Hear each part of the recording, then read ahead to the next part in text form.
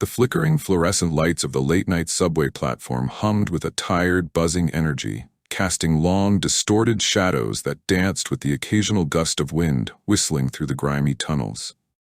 Elias, nursing a lingering cold in the dregs of a long workday, was the only soul waiting on the deserted platform for the last train home. The digital display stubbornly blinked, "Next train, 12 minutes," each flash feeling like an eternity in the echoing silence. Elias's breath hitched in his throat. He couldn't make out any facial features in the shadows, but he sensed an awful, hungry intent emanating from the creature.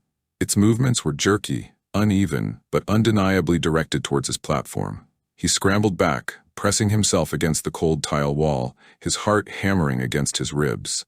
He wanted to scream, but his voice seemed trapped in his paralyzed throat. The digital display mockingly flashed, "Next train, 10 minutes." The creature reached the edge of the platform opposite him. It paused, its head, or what he assumed was its head, tilted slightly, as if sensing him. The dragging sound had stopped, replaced by a soft, wet clicking noise, like bone against bone. Then, impossibly, it began to climb down onto the tracks. Its movements were grotesque, its elongated limbs finding purchase on the rails with unnatural ease. The clicking intensified, and Elias could now see that its hands ended in sharp, elongated fingers that scraped against the metal. He knew, with a certainty that chilled him to the very core, that it was coming for him. He fumbled in his pocket for his phone, his hands shaking so violently he could barely grip it. He managed to open his call log, his thumb hovering over his wife's number. But what could he say? What would she do? The creature was now halfway across the tracks, its pale, slick body moving with a disturbing, spider-like agility. The clicking sound was getting louder, closer. Elias could smell something now, a sickly sweet, metallic odor that made his stomach churn. Suddenly, a screech echoed through the tunnel, the high-pitched squeal of metal against metal. A distant rumble grew rapidly louder. The train, relief, sharp and sudden, flooded through Elias. He stumbled forward towards the edge of the platform, his eyes fixed on the approaching headlights, twin beams cutting through the darkness. The creature on the tracks seemed to freeze, its contorted form momentarily still. Then, with a speed that belied its awkward movements, it turned towards the approaching train. Elias watched in horror as it lowered itself onto the tracks, pressing its thin, pale body flat against the cold steel, as if trying to become part of it. The train roared into the station, the wind pressure hitting Elias like a physical blow. He squeezed his eyes shut, bracing for the inevitable. He heard a sickening thud, a brief, wet tearing sound, quickly swallowed by the screech of the train braking.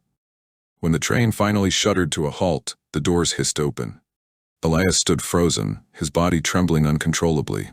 The few passengers who had been in the front car looked out with confused and slightly annoyed expressions.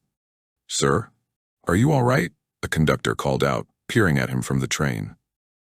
Elias could only nod mutely, his gaze fixed on the darkness beneath the train.